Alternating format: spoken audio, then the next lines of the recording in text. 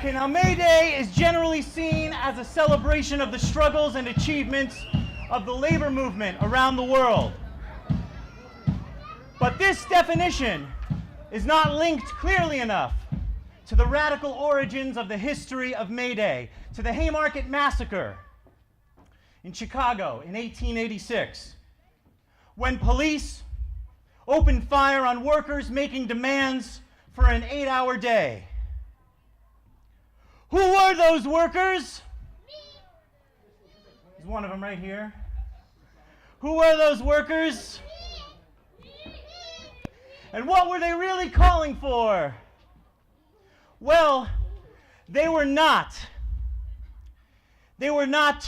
only calling for better hours and better wages, but rather, in the tradition of radical unions like the IWW, to express a fundamental tension between themselves and their bosses, to express a fundamental antagonism between the workers and industrial capitalism. The Haymarket Martyrs, who organized and spoke at the demonstration, they were anarchists. They were anarchists of the old variety. They were libertarian socialists. And who were their supporters in the streets? Who were those with whom they made common cause? Who read the same papers and shared their experiences? These were impoverished and mistreated people. People who were open to revolutionary ideas. They were communists. They were anarchists. They were rebels. Indeed, it was in 1889 that the Second International, an organization of political parties inspired by the work of Karl Marx, called for demonstrations around the world on the 1890 anniversary of the Haymarket Massacre. And ever since then, May Day has been a day for demonstrations by various socialist, communist, and anarchist groups. And if we don't make contact with that history, then we overlook the real causes of May Day. So we must be careful not to view May Day only as a celebration of victories past, of victories achieved within a system that still profits from the losses of workers. Capitalism today continues to thrive by driving down wages, by setting new precedents in outsourcing production and liquidating workforces for the interest of profit. The richest 1% of the world's people collectively has the same income as the poorest 57%. And the same 1% consumes as much as the poorest 44%. Half of humanity lives on less than $2 a day. We would do well to remember Michael Parenti's observation that most of the world is capitalist and most of the world's people are poor. So this day is not here for us to reminisce about the bright spots in history without any regard for the future. This day creates a space for us here, especially to reject the tepid, mainstream liberalism that begs us to be satisfied by every little bit of reform. No, we need more than a little reform.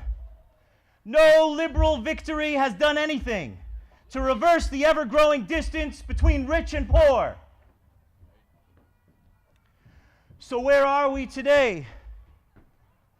Well, it looks like the left in this country is now in the business of always trying to defend Barack Obama against his critics from the right. And these critics from the right, they are the most confused band of so-called libertarians that one could possibly imagine. These so-called libertarians oppose all government programs except for the most expensive ones, war and defense spending. And while some of them are not guilty of that particular contradiction, almost all of the so-called libertarians in this country, make a mistake that confounds the rest of the world. A mistake that reveals the ultimate absurdity of their position. While they distrust the government, they somehow defend corporations and capitalism as beacons of freedom and democracy, apparently managing not to notice the fact that corporations and capitalism have overtaken the entire political system and have done more to screw the people than any American politician. In this country, the so-called libertarians have somehow found a way to agree with Milton Friedman and Ronald Reagan. They despise the state, yet defend the freedom of the market to wreak havoc across the globe. It really is no wonder that the rest of the planet is confounded by this idiocy. Boy, do we need some real libertarians today. Not these fake libertarians parading around in the tea parties across this country. Libertarian socialists, like the kind that May Day insists that we remember. Now, I do hope that we have not begun to believe the right wing when it calls Barack Obama a socialist and a communist. They call Obama's bailouts socialism. I suggest we call these bailouts by their real name: corporate welfare. They say that Obama wants to nationalize the banks and the auto and insurance companies. We say that he wants to recapitalize them, providing them with the capital to stay afloat. The left in this country needs to stand up. The left in this country needs to stand up against both the current neoliberal administration and its even more neoliberal opponents. We can't let them get away with this. Are you kidding me? What kind of a choice is it? Capitalism on steroids versus capitalism hopped up on caffeine. We can't just sit around defending our new, mildly progressive neoliberal president while for the first time in my life, protest demonstrations are being populated by reactionary traditionalists dumb enough to think that the president's a Marxist. Well, I've read a lot of Marx, and nowhere does he recommend a rescue mission for capitalism in a state of crisis. The fact is, what they call communism, we call one of the grandest schemes ever hatched to rescue dying capitalist institutions from their own demise.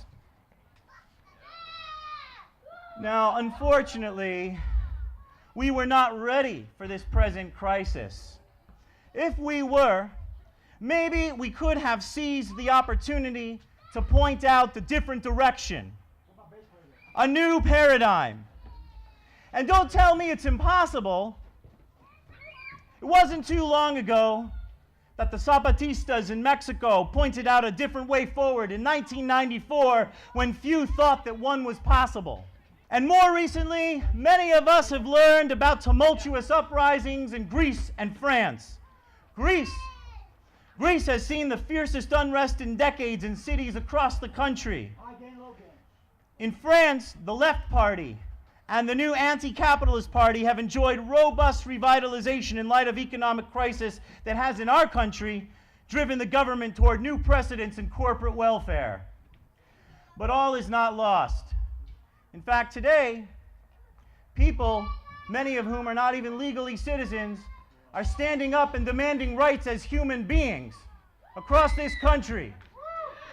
And also, since September 2009, young people across the state of California have been occupying university buildings at UC Santa Cruz, and protests and direct action and occupations have spread throughout that state. They've reached a fever pitch in Berkeley recently, and they continue to erupt into the spring. These radical students give me hope. These radical students in their manifestos announce that they're going to fight for education. They're going to fight for education for everyone. even while the state claims insolvency, something we know well about here in Illinois. And the private sector looks around for new opportunities to destroy public education, privatizing public education, cutting student populations in half, and doubling the tuition. These students who have the courage to occupy these buildings should be giving us a lesson here in the state of Illinois. And they remind us that there are many who still believe that another world is possible. And we must be counted among them. Yeah!